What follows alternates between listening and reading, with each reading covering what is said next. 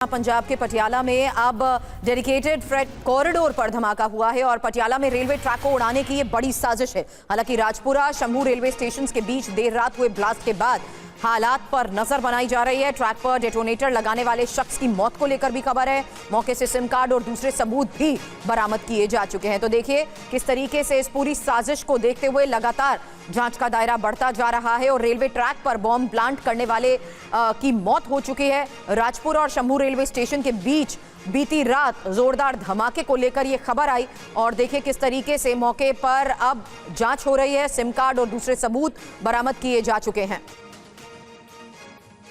इसी मामले पर पटियाला के एसएसपी वरुण शर्मा ने क्या कहा, सुनिए। कल देर रात पटियाला पुलिस को एक low intensity explosion the information Shambhu Haryana border ਦੇ एक रेलवे ट्रैक के उपर आई सी। इमीडिएटली मैं डीआईजी पटियाला रेंज ਅਤੇ ਹੋਰ सीनियर अफसर मौके पर रश किए। ਉੱਥੇ जाके असी मौके का जायजा लिया तो देखने 'ਚ आया कि ये एक लो इंटेंसिटी एक्सप्लोजन नहीं सीगा परंतु एक अटैम्प्टेड डेटोनेशन सीगा एंड उस अटैम्प्टेड डेटोनेशन के दौरान ਜਿਹੜਾ शख्स ਉਹਨੂੰ डेटोनेट करने की कोशिश कर रहा सी ਉਹਦੀ डेथ हो गई। ਉਹਦੀ डेड बॉडी भी उत्थे मिली है।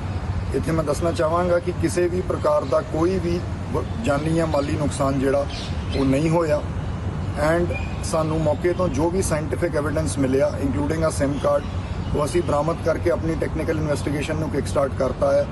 तो सानू उम्मीद है कि बहुत छेती असी इस पूरी कॉन्स्पिरेसी नू अनरैवल करांगे। लेकिन जल्द आपको इस कॉरिडोर की अहमियत भी बता देते हैं। Eastern dedicated freight corridor railway की अहम परियोजना का हिस्सा है और विशेष रूप से मालगाड़ियों के आवागमन के लिए ही ये बना है। ईस्टर्न फ्रेट कॉरिडोर सामरिक नजरिए से बहुत अहम है और इस बीच पंजाब बॉर्डर से जम्मू कश्मीर तक इसकी कनेक्टिविटी है। लुधियाना से शुरू होकर ये पश्चिम बंगाल के दनकुनी तक जाता है। 4 महीने में दूसरी बार ट्रैक को उड़ाने की साजिश, ये एक और बहुत बड़ी खबर आपको बता दें, जहां 23-24 जनवरी की रात में भी फतेहगढ़ साहिब के पास धमाके के लेकर खबर आई थी। शुरुआती जांच में 12 फीट ट्रैक को नुकसान की पुष्टि भी हुई। कॉरिडोर पर मालगाड़ियां 100 किलोमीटर प्रति घंटे की अधिकतम रफ्तार से चल सकती हैं। तो इस बड़ी साजिश को देखते हुए फिलहाल मामले की जांच में क्या कुछ अभी पुलिस की तरफ से और बताया जा रहा है, इस बारे में अपने सहयोगी से करें बात। उससे पहले आपको बता दें ये वो अहम कॉरिडोर है जिसे 4 महीने में दूसरी बार उड़ाने की साजिश को लेकर ही दावा किया जा रहा है। और पटियाला के एसएसपी वरुण शर्मा का बयान भी आपने सुना, जहां धमाके वाली जगह से एक शव भी बरामद हुआ है और सिम भी बरामद हुए। पूरी साजिश को किस तरीके से डिकोड करने की मोहित कोशिश हो रही है, क्या शुरुआती जांच के बाद पुलिस बता रही है?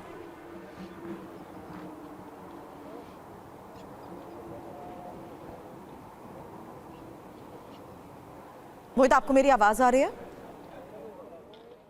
मोहित हमारे सहयोगी, उनसे इस बारे में अपडेट लें। उससे पहले आपको बता दें ये इसी कॉरिडोर के आसपास किस तरीके से पुलिस की टीम लगातार जांच कर रही है और जो बरामदगी हुई है उसके बारे में अभी तक जानकारियां पुलिस की तरफ से साझा की गई हैं। हालांकि ये भी बताया कि जिसने बॉम्ब प्लांट करने की कोशिश करी उसकी मौके पर मौत हो गई, जबकि आसपास देखिए किस तरीके से इस कॉरिडोर की, क्योंकि रेलवे ट्रैक के आसपास भी अब जाँच की जा रही है और तमाम तथ्यों को फिलहाल जुटाने की कोशिश की जा रही है, क्योंकि 4 महीने में दूसरी बार ट्रैक को उड़ाने की साजिश को लेकर यह बात कही जा रही है। सामरिक नजरिए से इस पूरे कॉरिडोर की अहमियत, लेकिन क्यों इसे बार बार निशाने पर लिया जा रहा है, किसकी ये साजिश है, देर रात हुए धमाके के बाद कैसे पूरे मामले की हर एंगल से जांच हो रही है, इसी को लेकर अपने सहयोगी से करना चाहती हूँ सवाल। लेकिन इस बीच ये तस्वीरें भी, क्योंकि पटियाला में रेलवे ट्रैक को उड़ाने की साजिश को लेकर बड़ी बातें पुलिस की तरफ से फिलहाल शुरुआती जांच के बाद कही जा रही हैं। और इस बीच आपको बता दें अभी फिलहाल पुलिस ने यह भी बताया है कि आखिर किस तरीके से इस पूरे मामले की जांच हो रही है। पटियाला के एसएसपी वरुण शर्मा का बयान तो हमने सुना, लेकिन किस तरीके से साजिश के तहत अभी तक पुलिस ये बता पा रही है, कौन है, क्या मंशा है और क्यों बार बार इसे निशाने पर लिया जा रहा है? मोहित, इस बारे में कुछ जानकारी मिल पाई? देखिए, यही एक बड़ा सवाल है कि आखिरकार इस डेडिकेटेड फ्रेट कॉरिडोर को ही टारगेट पर क्यों लिया जा रहा है। क्या मकसद इसी को उड़ाना है या कुछ और है। सबसे पहले आपको मैं ग्राउंड जीरो की तस्वीरें दिखा देता हूं। यहां पर आप देखिए, इस रेलवे ट्रैक के कुछ कपलिंग्स यहां पर आपको निकले हुए दिखाई देंगे, जो कि धमाके के बाद यहां पर निकल कर आए हैं और इस रेलवे ट्रैक को नुकसान पहुंचा। और यहां पर फिलहाल जो मालगाड़ियां इस रेलवे ट्रैक से होकर गुजरती हैं उसकी आवाजाही को रोक दिया गया है।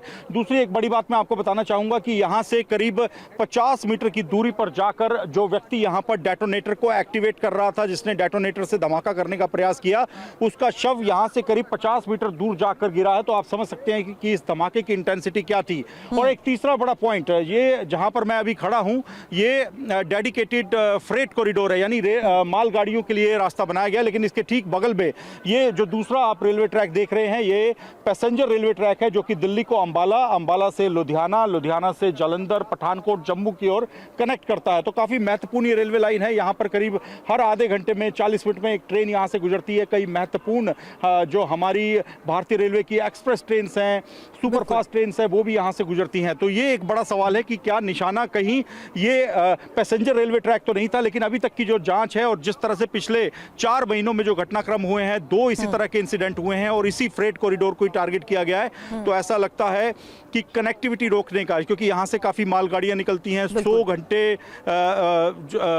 किलोमीटर, माफ कीजिएगा, 100 किलोमीटर प्रति घंटे की रफ्तार से यहाँ से जो मालगाड़ियां हैं वो गुजर सकती हैं। तो क्या इसी फ्रेट कॉरिडोर को टारगेट किया? साजिश और क्यों ट्रैक को बार बार टारगेट किया जा रहा है, इसको लेकर आगे की जांच में क्या आता है सामने, जानेंगे आपसे। फिलहाल शुक्रिया पूरी जानकारी के लिए आपका।